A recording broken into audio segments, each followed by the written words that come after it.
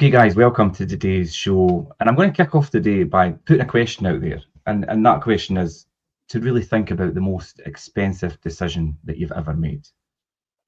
And I would presume that a lot of people will automatically then think, oh, I maybe made a bad investment, maybe a failed business, possibly overpaid for a property. Do you know, these are a lot of the responses that that type of question probably brings in. And that would probably be the wrong answer in most cases, because the most expensive decision you'll probably ever make is that decision to do nothing. And that's what leads us into what we're going to talk about today. And I've titled that "The Cost of Inaction." Could be the decision to marry the wrong person. Yeah, I mean, there's lots of things. but today we're going to talk about inaction. And Jim, I'm sure you've got a lot of examples and experience with inaction being such a costly mistake in business and your personal life and just lots of things. I find it really difficult to actually come up with something that could be, because everything, the inaction and the fact that I didn't do it has led to me where I am. Okay. I mean, here's a really good one, and sometimes hindsight's a great thing, and it is. It usually tells that it was the right decision at the time, and it feels to me it was the right decision at the time. I went to put a deposit down on another property in Spain when I was out in my existing one on the same development, but further down, a different development, the same company in Spain where I am.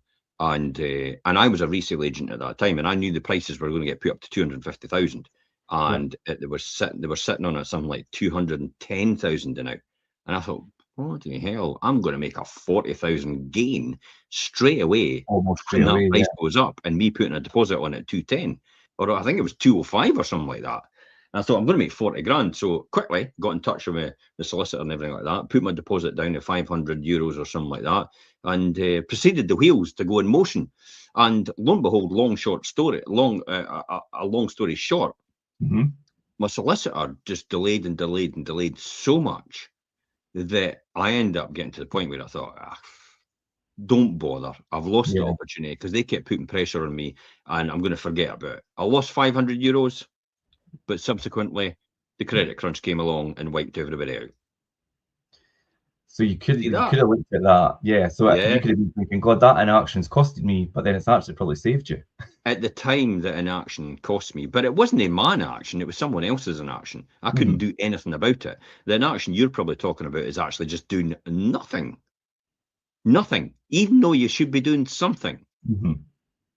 And so yes, I've probably got lots and lots of historic examples of possibly maybe even doing the wrong thing, maybe even not doing the right thing. I don't know, and maybe not doing anything at all. But I kind of think it all led to where I am, so I'm quite happy. Yeah. Well, that's the beauty of us doing these shows, because we'll talk about it today and pull for our own experiences, and hopefully by the end of the show, people watching will probably see why probably staying in your comfort zone, and that could really cost you more than any probably market crash or anything like that. Like you see, obviously the crash, then and the flip side, it did kind of save you in that way. But when you think of wealth creation and things, you don't pay for action nearly as much as you pay for the inaction or the hesitation that you have when it comes to, like for example, property investment. Here's another example that might have come off better if I had actually waited. Could I have waited for that fixed rate deal that I got at 7.5% with the Bank of Scotland before the credit crunch? I fixed it for something like, I'm not really sure if it was 5 years or more, but I was stuck in a fixed rate deal, and I tell you what, the market crashed.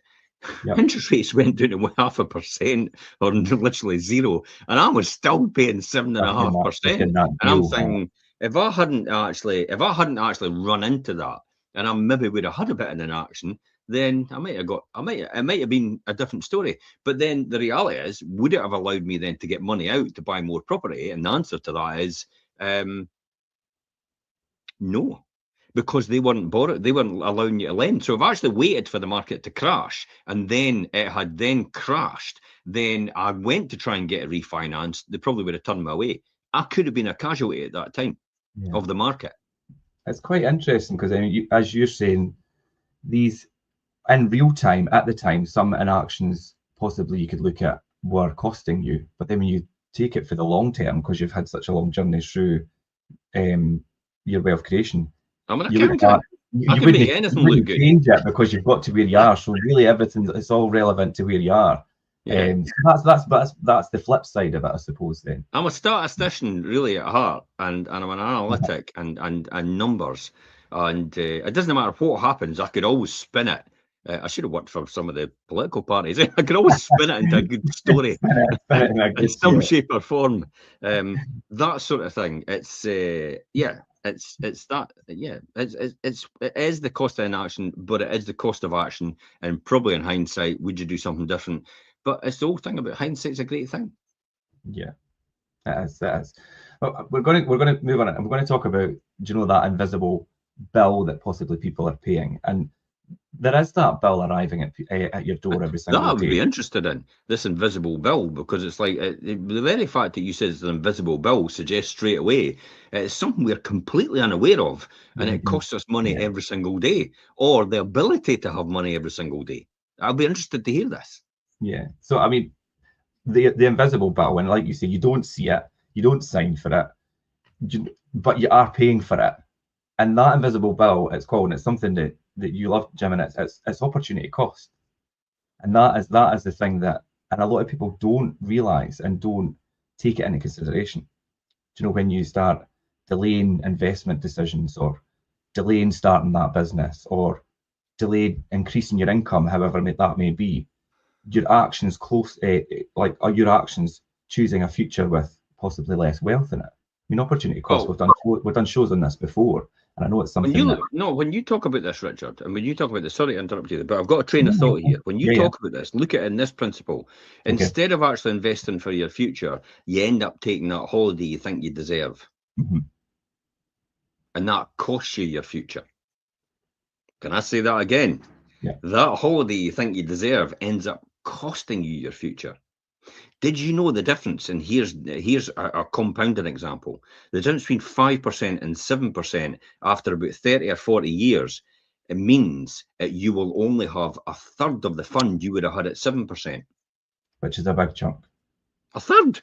Yeah. It's like, so if you would have had 30 million at the end of it, you're only going to have 10 because of the 2% difference. Wait a minute, but surely that's not a third. But that's how it works out, because you're not compounding all the money that's been taken out, and the less that you're getting of the 2%, that's no then compounding, because you're not getting that anymore. So it's compounding less than it would have done with the extra 2%. And that's what we talk about, the invisible bill that you're possibly paying. It's, you don't see it, and you're paying for it all the time. Mental.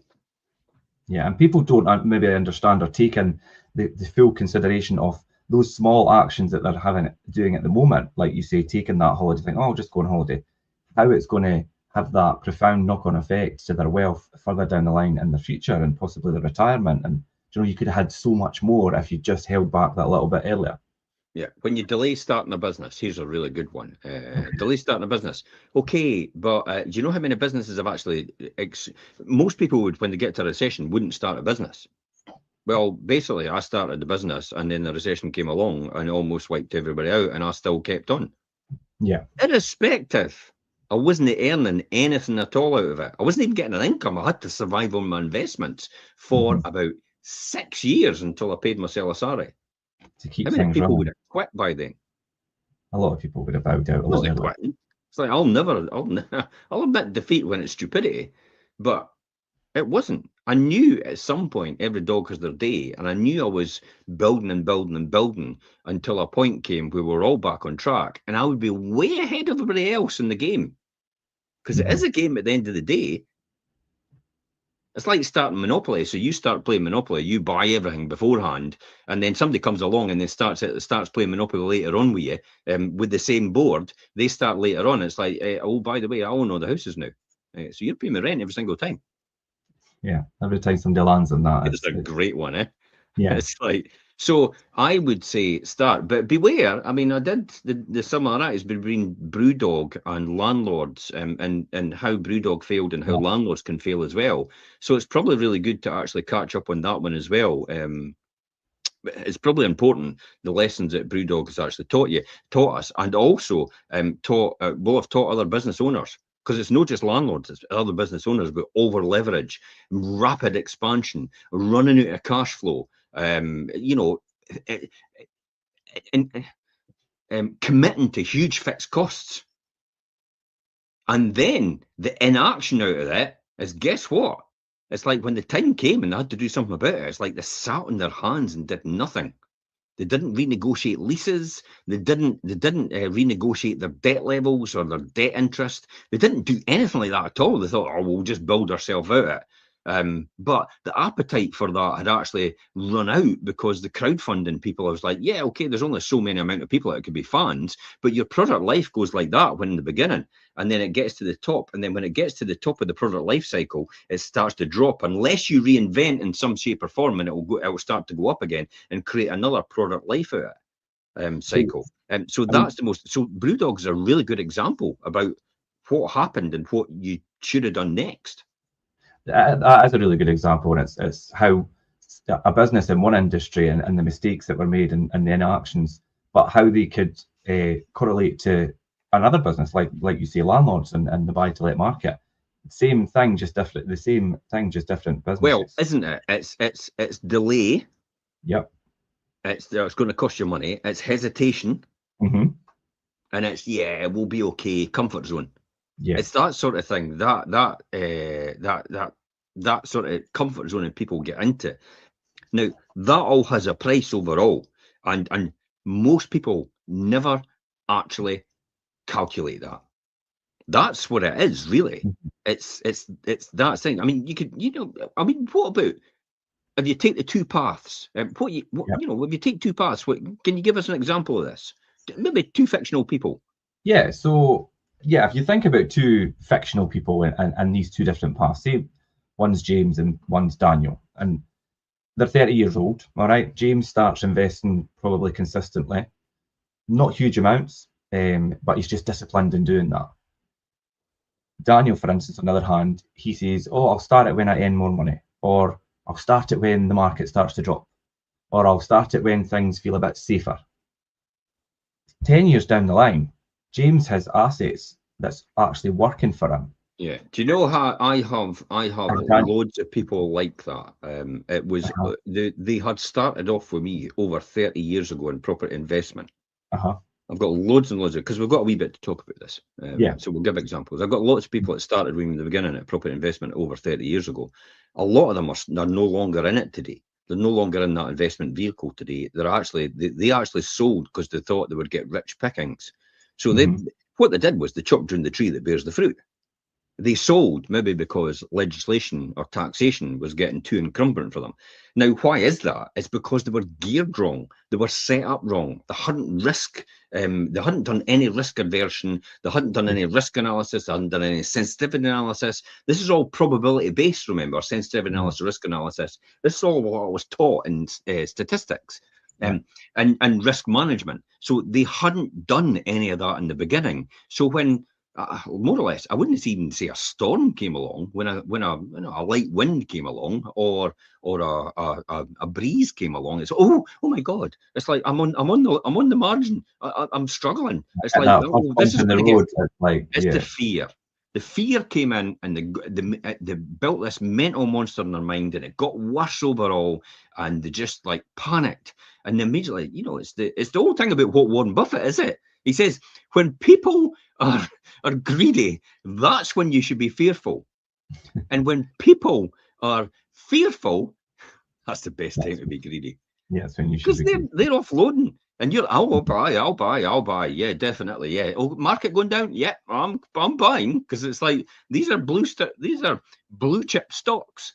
These will just recover, and the dividend will still be paid out. That's what they don't realize. It's like, a short-term dividend you'll not get, or you'll get less, but that's why it adjusts the price. And a great example, everybody hesitated when Trump opened his mouth about here's my tariffs, I'm going to put them in place. And I went, yeah, beauty. Stock market dropped to 7,800, and I went in and bought, and I told my kids, buy for your pension fund now, because that's the equities market we're in.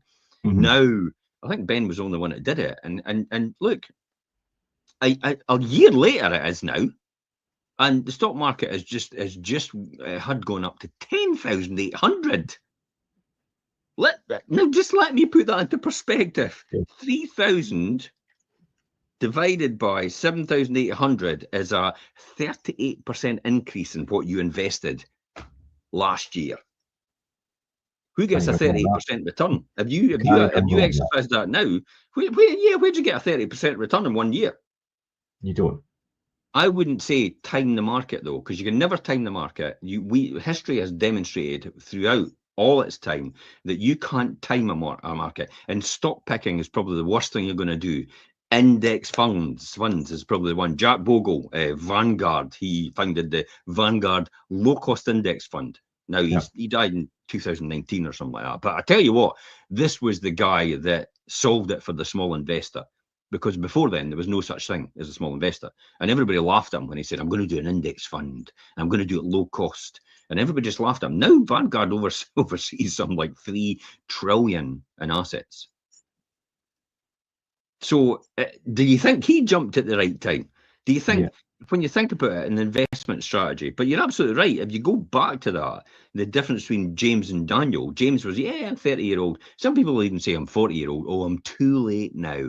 No, you're no. Because you'll be better off if you do it now than you were if you don't do it at all. The cost of inaction. Yeah. Look at the cost of inaction for me. When you think about the logic of this, the cost of inaction of not buying a Lamborghini Huracan. 20 years, I'll make 2 million. Sorry? You'll make 2 million. I thought that's not a cost, but it's opportunity cost. It's the fact that, when you look at the numbers, it's like the amount I would have to finance, the opportunity loss that I would make as a result of taking that money and putting it in and basically what an asset is depreciating, because they do depreciate cars, with respect to what you say. Then when you think about the logic of that, it's like it made absolute sense to buy another property and just make money that way. And that's probably the difference between. That's probably the difference between James and Daniel, isn't it? Daniel goes and buys the car, and James goes and buys the house and rents it. Yeah, so like James has a working asset, and Daniel has, obviously, like you say, a depreciating asset or something that's not generating any income for him. But he's got memories. Who gives a shit? It's like, I couldn't, what a memory of buying a depreciating asset. Oh, what's the about in it for a wee while? And I look great. Everybody else thinks you're a dick, by the way, driving about in it. So you maybe feel good about it, but the reality is, it's not. It's not you're watching too much Instagram. That's probably what I would say. So you're right. Let's go back to this thing about, yes, James gets a working asset for him. Daniel has explanations. But what's the difference in intelligence? It wasn't intelligent. And it wasn't like people are, they're just lucky. And it's not that either. It was their decision to react. Obviously, to put things into action, and the speed of doing that and choosing the right time to actually take action. That's the difference there. Absolutely. Could the stock market have dropped any further than 7,800? I couldn't care less, because I knew it was completely undervalued at that level anyway. And it will eventually it'll recover. Yeah. 9/11, it went down to about 4,100. Who invested at that time? Do you know, I've seen it. There's a trailer for a show, and I've never watched it, and I can't remember what it was called. And it was the people that took the decision to, they obviously cottoned under the fact 9/11, obviously a horrible situation, but they knew this is the time to start obviously investing, because in time it will recover, and they were right. Because the indices are usually just a reflection of people's sentiment. Yes. Because there's no coherent thought process from the public. It's usually consumer sentiment gets it all. I mean, the very fact that I think it was like 6 or 7% of houses were dumped on the market at the same time for sale. That's what crashed the market and crashed the house prices, and then crashed the mortgage and the bank, because they were in negative equity as a result. That's what did all that. It wasn't really the fact that it was toxic debt. It was consumer sentiment that led it, because everybody ran to the bank to take their money out. Yeah. If everybody had stayed put, and they'd be able to manage the situation, we wouldn't have been in that problem. But everybody panicked. Media's got a The lot same to do thing with with, like, do you know, like, we look at conflict in the Middle East and things. As soon as there's a mention of that type of thing, not even the actual thing happening, gas prices up. ExxonMobil, Shell, do you know, all of these things, immediately you can see it happening. And that's before even anything actually happens. So yeah, absolutely mental. So it does come down to psychology. It does count. It comes down to everything. I mean, wealth creation is the biggest gap is really knowledge, and it's, and like what you said, it's execution of, it's the speed that you would do it. It's just like, yeah, this is, you know, if you're sitting there and you've analysed it, you understand it, and it happens, it's like, yeah, this is a done deal. It's like there is nothing else affecting this. It's consumer sentiment and what's happened at this point in time. But it's the psychology of the inaction behind it is so I think it's so mesmerizing. I mean, why do people freeze? What is the inaction all about? Like you're saying, obviously, it's if people are sitting there with all the facts and it all makes sense, why don't they just take action? And it's the fear. It's that fear of loss. Do you know, they have that fear, and that's where like you say, the psychology in action. Why do people fear that? And the fear of loss, you know, behavioral finance and things teaches you that losses hurt twice as much as a gain feels good, if that makes sense. So, I mean, we've covered that before. Do you know that the fear of losing, that feeling of fear of losing, is so much more hurtful to you than it is of actually making a gain, and that feeling good of making a gain. So that's why people have that fear and really freeze, as you say, totally freeze. And that was that which I've just spoke about, the fear of loss and things.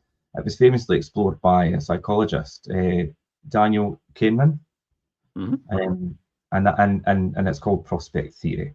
Just in case you were, just to get technical on that. So I spoke about this yesterday. Actually, this is so important. I sat in a meeting with someone and I said, and I talked about the psychology behind the fear of loss and the fear of gain. And I actually took 40 quid in my pocket and I gave them the £40.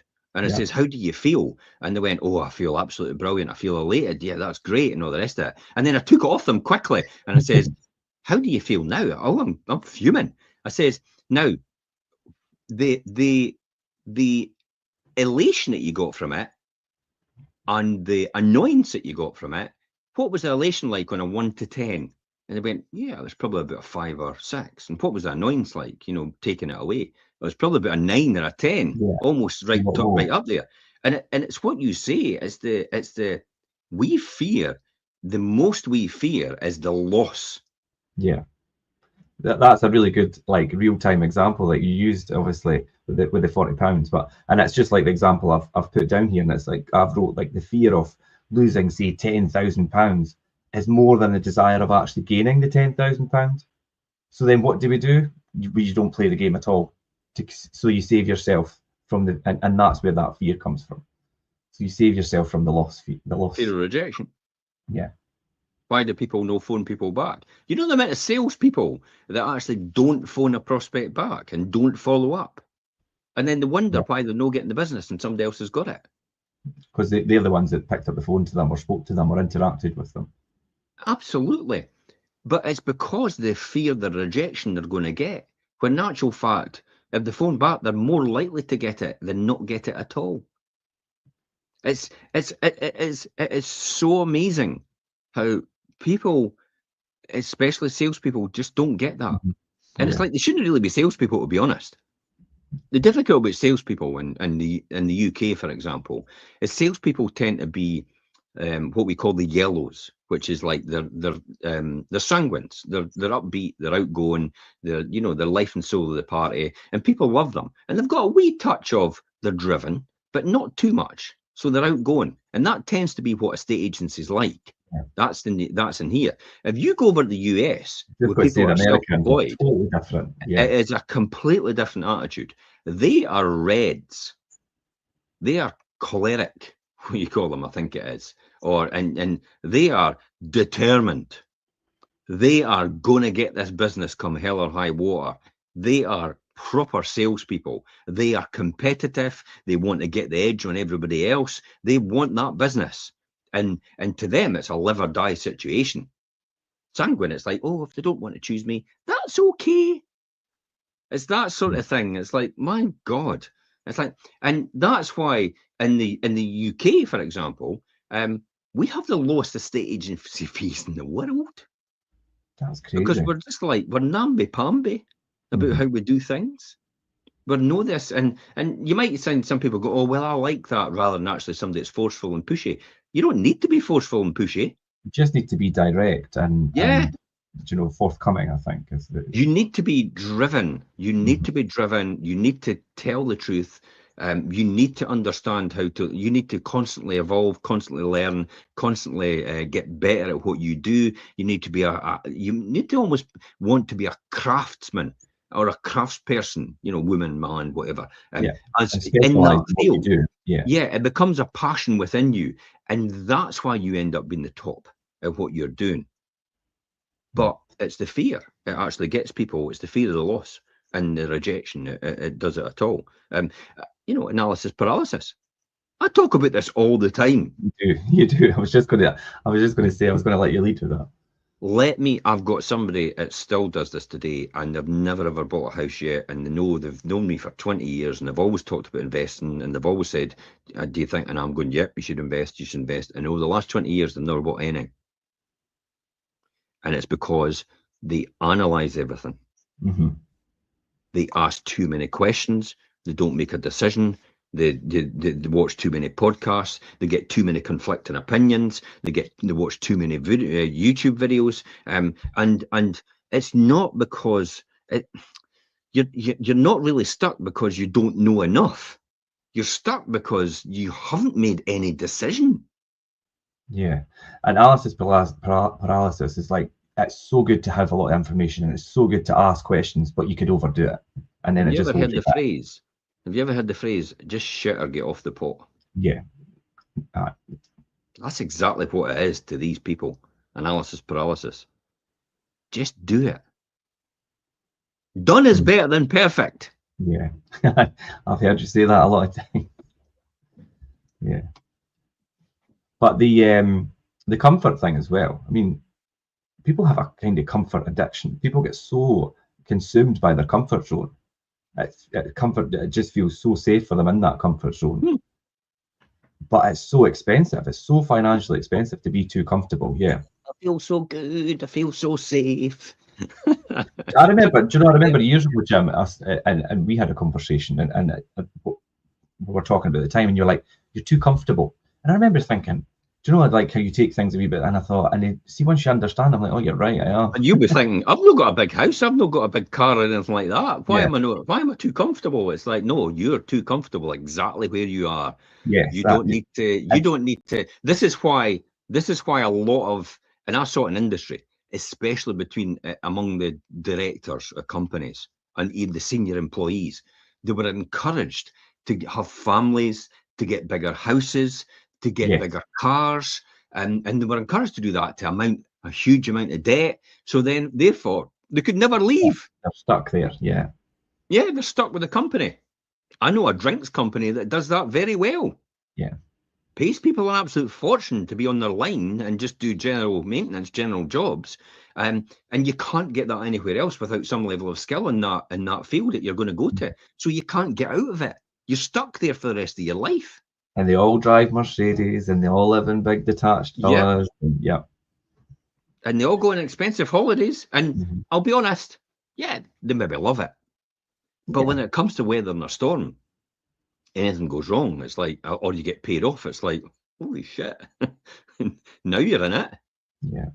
And the thing, to come back to like comfort zones, and the thing about being comfortable, it's so easy to remain there for such a long time. But while you're sitting in that comfort zone, do you know, inflation's moving, the market's moving, going up, other people are moving on, well, you're just standing still, basically. And that's the price you'll pay. Investing definitely rewards motion, but it also rewards, sometimes just being bored. It's like, don't touch it, because it'll all work out. It's a long-term plan. So when I invested in property, when I first started out, do you think I thought, I can maybe sell these in 10 years? Somebody actually said to me the other day, it's like, because I'm obviously 59, I know I don't look at. Somebody says to me the other day, he said, I made a comment about something about, should you exit, should you double down, or should you review as a landlord at this point in time? Here's what you should be doing if you're in these positions. And he said, and the person actually commented on my timeline and said, you'll be selling up soon and retiring, won't you? Obviously, don't know you then. I retired 20 odd years ago. Yeah. And I've got no from your 9 to 5. at all. I've got no plans to sell at all. And this will all be passed on to the next generation because I don't need it. I get an income out of it, but I don't need the assets that produce the income. The assets are there to produce the income for me, but I don't need that. I don't need the assets, so I can pass it on to the next generation, and then they could get the income from the assets. That's what investing is all about. That is the capital it rewards. Yeah, definitely.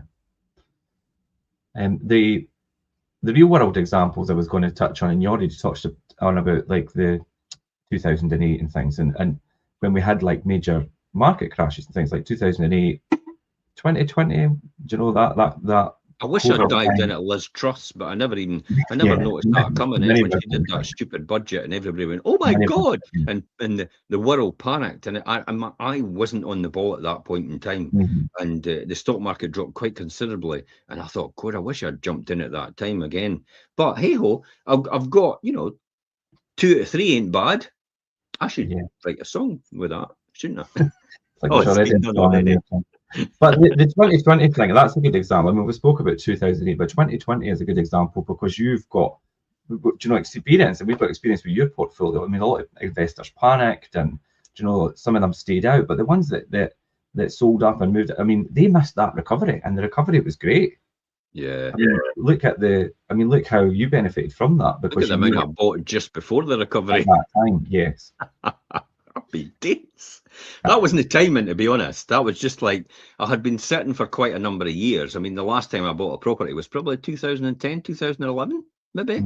I think that's the case. And I've been sitting on this, and obviously the equity had gone up and the loan to value had gone down considerably. And I was sitting at some like 20% loan to value. And then when that opportunity came along to buy property, and I started to look at the market, I thought, this is 20 years on, and we're almost still charging the same rents as we charged 20 years ago, if not probably a bit less. And I'm thinking, this can't be right. There has to be a correction here somewhere. And the price of the property was still really, really attractive in comparison to the rents that we're getting. And I thought, if these rents begin to go up, we're going to make a killing here. And the properties as potentially as well, because they were grossly undervalued. I mean, they were still selling probably sometimes at less than what they were 20 years ago.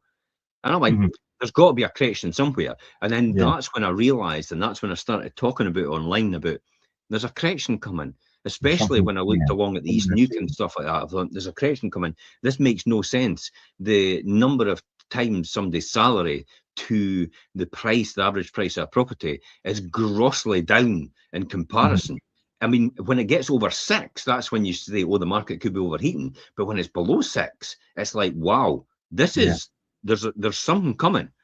And what sped it up really was COVID, when they started to inject all this money into the system, and we knew inflation was going to be coming next. But that was the time when I'd started buying and buying and buying, and people were panicking. And I was just going, just give me them. It was a bit like that Trading Places at the end, when Eddie Murphy and Dan Aykroyd are on the trading floor going, buy, sell. Yeah, I know. But it's true, and in these situations, the biggest market gains often then happen, in those days right after like times of the biggest drops.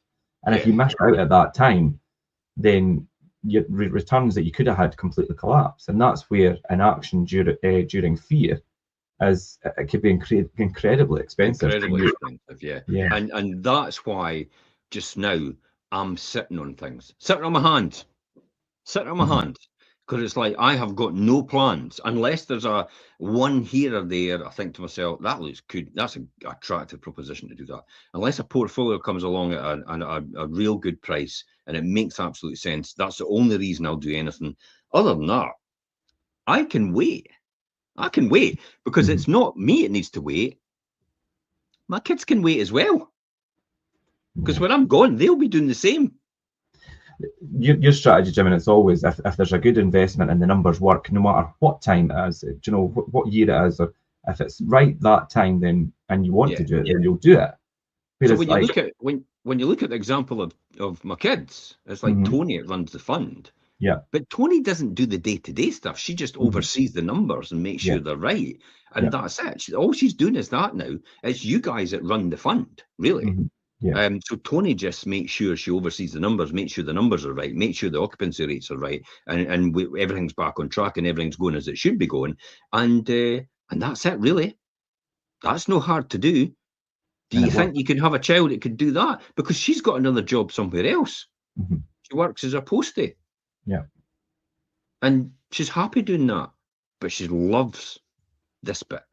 the It's like, numbers it's thing, yeah. yeah, it's the Take numbers. It's overseeing it. It's take the that for you, yeah. she's probably curious and fascinated at the same time about Mhm. flipping heck. That's like she's probably dumbfounded at the fact that how the hell does this just How keep did going this? up? Yeah, And yeah, it will come down at some point in time by a shade, but who cares? If you've got a really good loan to value, so it's really low, and if you've got high margins and tolerance, then if it does come down and a storm comes along, it's like, yeah, okay, bring it on. mhm, It's not going to bother me because I live with well within my means. I do have some yeah. extravagance now, but I do. But Generally, day to day, I live you've lived within my for a means. lot of years with that. Do you know that that's your way of living? Do you know you don't over exceed spending and things. So now that you're at this time in life, you do have some extravagant things you do, but it's because you've done all these years of preparing for to be able to do that. Psychological thing, isn't it? It's like I never wanted to get to the point where I was like incapable of doing something. Mhm. And it's like, well, I waited far too long. It's that cost of inaction, isn't it? Yes, and that ties in nicely. The other example about the cost of inaction was I was going to talk about hesitation.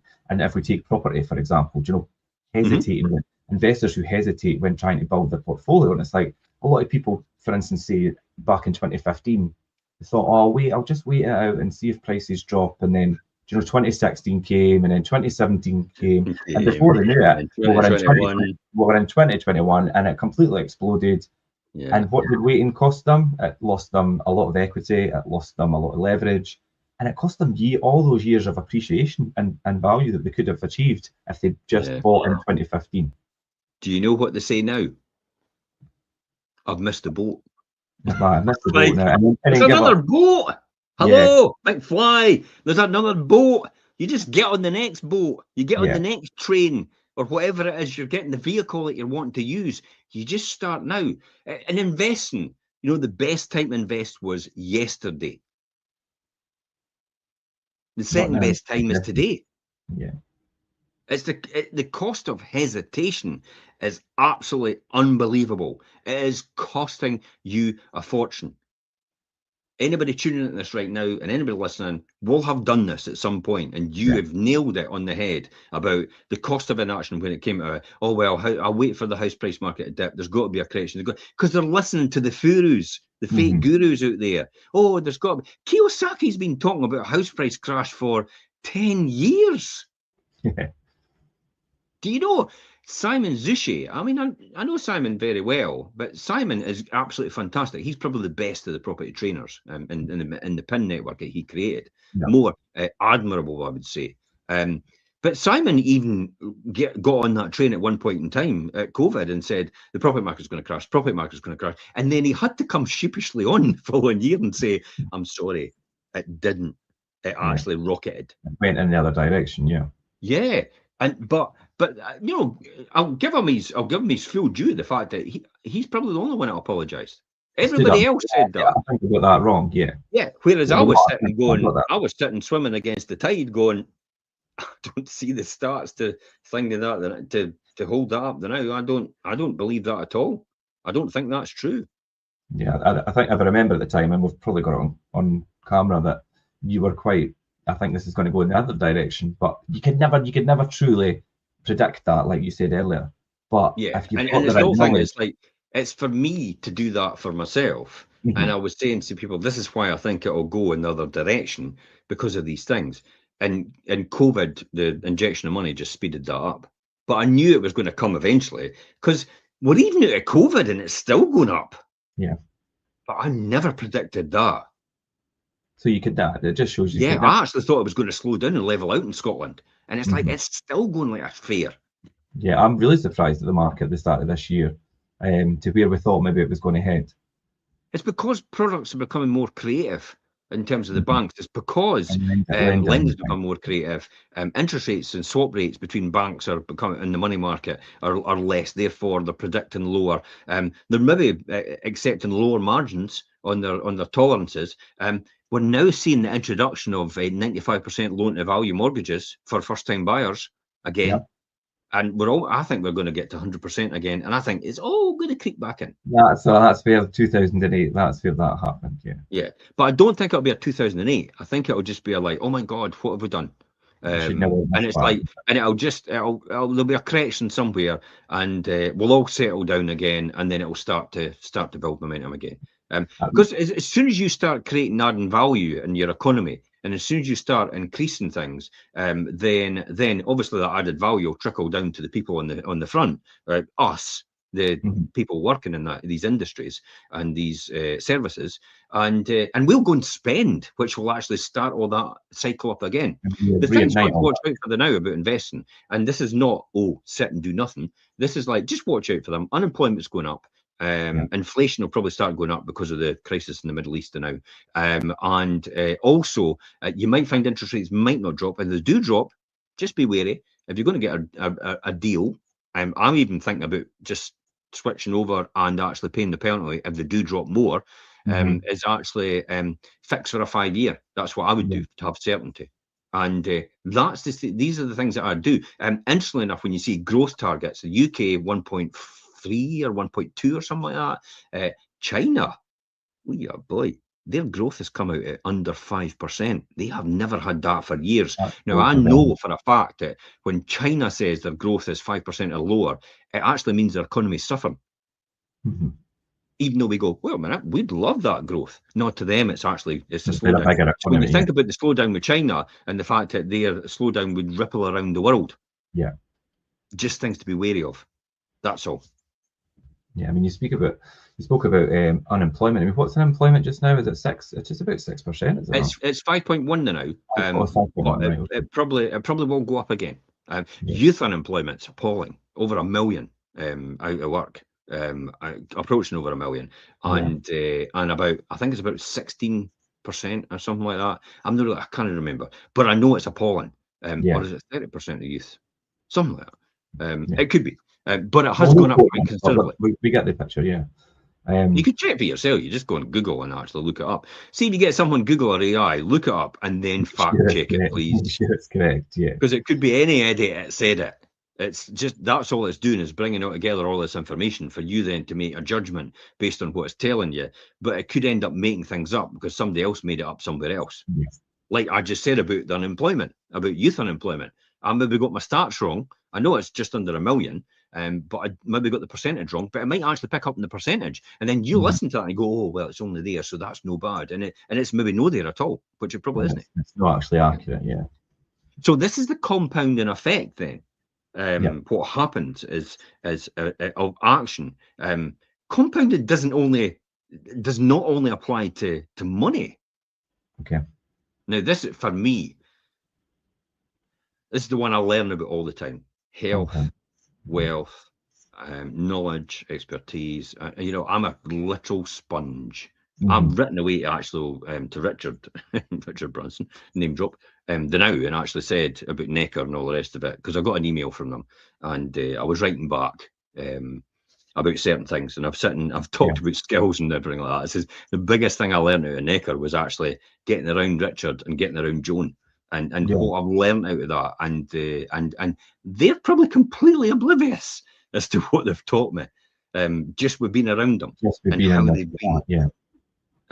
So these are things, when you think about it, the compounding doesn't apply just to money. It applies to things like skills. It applies to networks. Well, like you say, getting around the right people and things, Well, is it a case that most people say it's not what you know, it's Who you know. who you know? But then it's what you Absolutely. learn from those people as well. My first job in Fodler Balfour as a trainee accountant was because Sandy Dowie, my immediate boss, knew me, well, knew my dad, and knew I was in the local golf club. Yeah. So it's your It's not what you association know, with it's who these you know. types your association with these types of people put you in a Yeah. certain, you know. Yeah, and he knew of me because of that over the years. And George Barber, who was his boss and the financial director at the time, knew me through that process as well, or knew of me. They never knew me personally, but they knew of me. So it was like, yeah, okay, local golf club. We like the golf club. Everybody gets on well there. There's a network of people. It's like, yeah, that makes sense. This guy is a good candidate for us to take. And that's how I got my first job. It You took see that a ages lot to get that. in bigger companies and things as well. To get yourself up the ladder, it's not always what you know; it's who you know on the ladder. It took ages to get that, Richard, and it was I had to then build. Here's another one we want to talk about: compounding reputation over time. I Yeah. built a reputation. It was second to none because I worked hard. Mm-hmm. Put Now the the time. boss, the CEO of Uber, talks about that. He says, "What would you tell your kids now about AI and all the rest of it?" He says, "I would just say work hard. They'll be Mm-hmm. fine." And actually, he actually recommends, and I kind of think, yeah, that's where I am now. Actually, don't really have any fixed goals as such, because of the changing environment we're in and the quick way things change. You'll probably find that you have to be quite fluid in terms of where you're going to go. So you might have a target for what you want to accumulate in terms of wealth to retire, something like that, but don't be so definitive when it comes to what it needs to be to do that, because that industry might change. I mean, 8 million Uber drivers in 20 years time will no longer be Uber drivers. It'll be AI. It'll drive it. They That'll be won't the be needed. automated, So where yeah. are they all going to go? And so that's it. So building a reputation and all the rest of it, and having the confidence to do that. Confidence was a big Yeah. thing for me. I was quite cocky. No surprise there. Then you would say, or anybody would say, it's like, and quite arrogant. No surprise there. Then But I think that when you demonstrate confidence and kind of ooze that kind of cockiness, I suppose, got to back it up though. people. But obviously, yes. But I think if you're people then want to go in your direction and take your lead because you're so confident in whatever field it may be. Well, put Confidence it is this all. way. Look at it this way. Your first investment will feel scary. So I was Always, yeah. terrified to get my first property, and I remember it was 176, and I looked at it and I did all my numbers and I started to get paralysis analysis. I Mm-hmm. started to, but then what I did was I had been in the graduate enterprise program. I'd been taught about running businesses and stuff like that, and about doing consumer marketing. And I thought, I'm going to put an advert in the paper. I've not bought the property yet, but I'll put an advert in the paper just to see who phones. The phone rang off the hook. It was mental. It's like, oh, there's definitely a demand for this property. I Yeah. am buying it. This makes absolute sense. So that's why, and that sort of got me off my track. Once I'd done that, and you were getting like, oh, this works perfectly, and then the bank said, it does work perfectly, doesn't it? There's something in here. I tell you what, we'll give you a facility. And I went, yeah, that'll be great. How much? And they went, 100 grand. And I went, yeah, beauty. So by the time I got to the 10th, it actually felt perfectly normal, my 10th Yeah. purchase. I just went crazy. I had a street that was about 20 properties that were getting repoed because it was a street that no one else wanted to Yeah. be in, or no one else could afford at that time because the market had actually dropped. And I just started buying all the properties and renovating them. Now, It's somebody interesting. could say here, Richard, you parasite. And it's like, okay, so I tell you what, I would have left them to rot then. Mm-hmm. Think about the amount of properties I've actually brought into use again, the People that amount have of been people housed. I've housed, because I housed a lot of vulnerable people in the beginning. Yeah. I'm a sucker for a hard luck story. Trust me, I'm I a know. sucker for a hard luck story. And it cost me thousands with some of them to house them. But I made the amount to be able to cover it. So one offset the other. And I was quite happy to do that because I wasn't reliant on the income at all. I was still Mm-hmm. working my job. So when I was buying all this and it was somehow it was going wrong, it was like, it doesn't matter because I've got the money to do it. I've got the money for something to go wrong. I could weather that storm. Yeah. I mean, you know, the I'm going to say it, the 100th feels strategic. And then Well, after that, you kind of stop counting after 100. it's true though, because you get to that point, it is strategic decision. Do you know, it's just it's like numbers work, let's do this, but move on. But it's interesting to hear there, and what I took for that, and I'm sure people listening or watching will feel the same, is that at that very first property, that time ago, you did have that slight, you know, hesitation, analysis paralysis type thing, and that's not in the fear, and it's a normal thing to have. It's getting past that quick enough and not letting it hold you back too much is the important thing. Did you see? Action builds confidence. Action builds competence, I would say. Competence builds confidence, and confidence builds wealth. Here's the truth. The first steps are always the most expensive emotionally, but the most valuable financially. Yeah, I would agree. How do we then eliminate, when we're closing off here, how do we eliminate inaction? Yeah, because people might think, how can I just get rid of that whole inaction thing from my process? Well, let's make it practical. Okay. So what do we start with? I think you would need to really look at reducing that decision size so it doesn't feel so overwhelming and create that fear and hesitation. Don't feel like you have to invest everything. Like me. Just invest something or a portion of what you have available to invest and see how that and see how that works. And then that emotion, it beats trying to be perfect and achieve perfection. At least you've got something. I've got to say, motion beats perfection every day, and done is better than perfect. And I've got to say, on a smaller scale, in a Monopoly game, I just buy everything I can get my hands on, except the utilities and the train stations. Yeah. Because for me, I don't think they're a good return on investment, because you can't improve on them, you can't upgrade them like the hotels and the houses and the hotels and the other ones. And I go straight away. I go, like a bat out of hell, and I try to buy everything. And when another one, because if you land on a square in Monopoly the first time round, if somebody doesn't want to buy it, it goes up for auction with everybody else. Yeah, that's how the game works. So I just try to buy as much as possible, to the point where I'm almost stony broke and on the verge of destruction. But that strategy worked extremely well, the Monte Carlo bus strategy. And you've played it out in real life as well. I know. The reality is, we're actually telling people to take it, the cost of inaction, and you might want a risk analysis and the rest of it. But how I started out was a completely different story to a degree. But I always had my job, you see. So was I really risking anything? No, you always had that to fall back. Yeah, and I always knew I could sell the houses, and I always knew I had investment funds which were actually put down as security to give me 100% lending, and it was about 20% worth of that amount. So if anything happened, we would just sell the houses at 80% of the value, would lose our investments, but that would be fine. We'd still have a shirt on our back and our house and our jobs and everything. So that would be fine with me. At least I tried.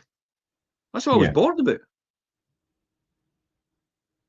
Yeah, so although you look at it as Monte Carlo or bust, you still had a contingency, because you still had your income coming for your job. Automatic discipline. Okay. Every single time. You've seen the spreadsheet. That's kind of what I used since the very beginning. I removed the emotion from the execution. Automatically did automatic transfers, automatic investing, and I still do automatic investing today for the kids.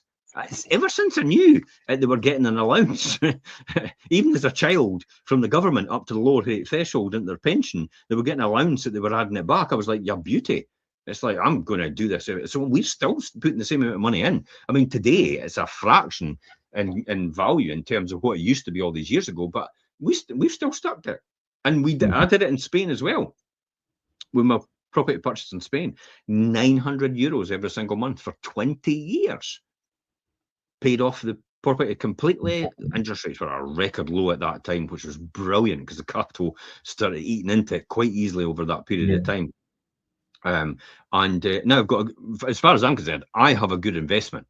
I looked at flights the other day, and where I go, it would cost me 138 quid from Edinburgh to Faro and back. And do you think in terms of that investment, do you know there may be other people that possibly bought around the same time as you that might not have as good an investment as you because they've not managed it the same as what you have. Yeah, it's like I put everything back in, and I still do that today. Really, I just put everything back into the houses, and yeah, and it just keeps building as a fund and improving the stock. To me, the primary factor is here is the constant improvement of the stock. Because if you do the constant improvement of the stock, then you're going to get the better margins, but you're also going to get the better tenants. Yeah, better tenants, higher rents, better. Yeah, so and having enough money aside to do, the one-offs, like we're going to do a roof for £5,000. Somebody's not want to chip into it, but one of the person is, so I'm going to have to pay their share of the now, and it's like, yeah, go and do the roof, so we can get the property back into use. Deal with that later, yeah. Yeah, and yeah, we'll deal with that later. And if I don't deal with it, then fair enough. I'll never get the property back into use, and I'll lose more than £5,000 over a year anyway. So I may as well just do it and bite the bullet. And if I can get my money back, I can get my money back, my share. Who knows? And that's But I'm of the opinion that that's why you do what you do, and you keep money aside. Not aside as such. I know it's always coming in. Put it that way. It's always coming in. There's no way out of the number of properties I've got, everything will switch off at once. No. You're going to get one or two that will switch off, but you've still got probably over 100 more coming in. But then that that roof, I should have said that. That roof example is it's like the opportunity cost thing. It's like, do I leave this sitting empty and dig my heels in because this other person's not going to contribute, or do I foot the bill and then get mines up and running again and creating the income? And it made sense to do it that way because you're going to. So you have it's the automatic investing, automatic transfers, automatically taking the emotion out of the decision, and it's creating these deadlines. Wealth builders move more with timelines, not feelings. See that? Yeah, not the emotion and feelings. Yeah, because I know I'm going to end up double council tax if it sits empty. And it's like, that's then going to be another cost. That's an opportunity, a loss. That's double council tax is about £200 a month. That's another 2,400 a year. There's half the roof paid already. Yeah. When you think about the logic of that, and I'm not even taking the rent into account that I've lost, which will be about 6,000. So that means if I repair the roof, get somebody in, I'm probably getting ahead of the game and getting my payback against my return that I wouldn't have got in about less than 6 months. Yeah, I was just going to say about for the roof. Yeah, it's paid for it anyway. The amount of rent, because I got somebody in earlier to pay, and that paid for it. In terms of that, they didn't pay for it direct, by the way, in case the tenants associations get the pitchforks and torches out, and you're like, damn. Yeah, but it's really redefining risk and thinking about risk in a different way, because the biggest risk isn't losing the money. It's about never allowing your money to giving it that chance to grow. Yeah. It's a bit like an orchard. You grow look at it this way. You take ages to nurture a apple tree. An apple tree maybe will take 5 or 6 years to actually grow. I mean, I'm sure we used to get apple trees when they were young in the back garden when our previous house, when I lived with mum and dad. And I was told it takes a couple of years for it to get any fruit because you're just planting it now. And I'm like, okay. So when you think about that, look at it in terms of that. It'll take you a couple of years to get any fruit from your tree because it all goes back into it. And it looks after the tree, looks after itself in order to grow into a bigger tree to be able to establish more fruit. So when the fruit starts to come, it's like it produces fruit, but it also produces seeds, more seeds. So what do? Do you go and eat the fruit and throw away the seeds, or do you go and just plant the fruit again and actually grow more trees? Yeah, which will take another 5 years to come to fruition, anything at all. And the answer to me is yes, absolutely you do. And then some of them will die, some of them will not make it, and all the rest of it. And eventually it grows and grows and grows and multiplies and multiplies and multiplies. And the next minute you've got an orchard. And it's like, then you go, I tell you what, we'll stop doing that strategy and we'll just let the income come in. Then you realise what you've built. I did that. I actually was investing all that time, and then I stopped growing for a while and just sat. And went and I thought, and I looked at it and I thought, holy shit! Look what I've just built from nothing. I could not believe that. It's like you all of a sudden take a step back and think, God. Cha-ching, This is what- cha-ching, cha-ching, cha-ching, cha-ching, cha-ching, cha-ching, cha-ching.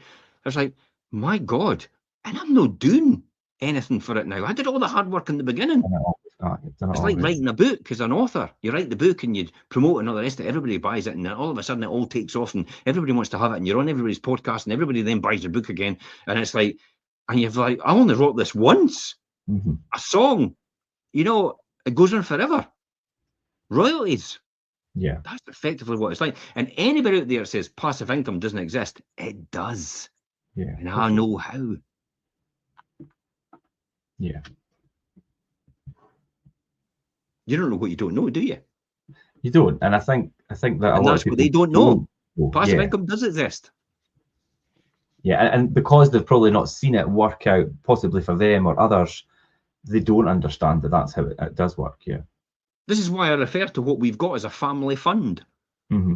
Because it's just like an index fund. You're not actually doing anything. Somebody else is managing it all, and you're getting the income from it and the appreciation and the value. That's it. Family fund. Woohoo. Yeah. Yeah. Now let's round up about inaction and you know, that fear and that hesitation and leave today. Can I do the roundup?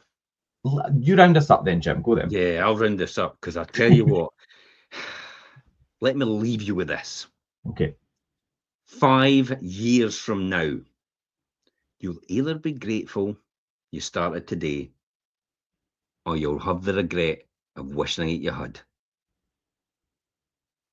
Inaction feels safe in this moment because of what's going on, but it compounds regret, I'll tell you. If you don't do what you're doing now, wait till you get the invoice from regret. It's a hell of a lot bigger. Yeah. Action feels uncomfortable, definitely in the moment. It did for me. But it compounds wealth over time if you take action. Beware though, it can compound stupidity as well. You can think you're invincible. I have done it and lost $1 million. Yes, I have done it and lost $1 million. Stupidity. But it compounds wealth, as I said. So you don't need certainty. You do need commitment though. Commitment to see it through overall. Because the cost of inaction, I would say, and is the life you could have built as well. I mean, what life could you have built? I mean, this is your move to make. Make it count. Yeah. Because you're not coming back. To get a second chance or a rerun. There's no second chance. There's no repeat. I mean, if you found this valuable, share it with someone who needs to hear it. Definitely. And we'll see you in the next episode. Yeah. Good. Brilliant, Jim. Thanks for that. Yeah. The cost of inaction, hopefully we've covered that in quite a lot of depth, and the examples from you, Jim, have been brilliant. So hopefully that was helpful to everyone, and we'll catch you on the next show as usual, and we'll see everybody then. Bye for now. Thanks, Jim. See you later.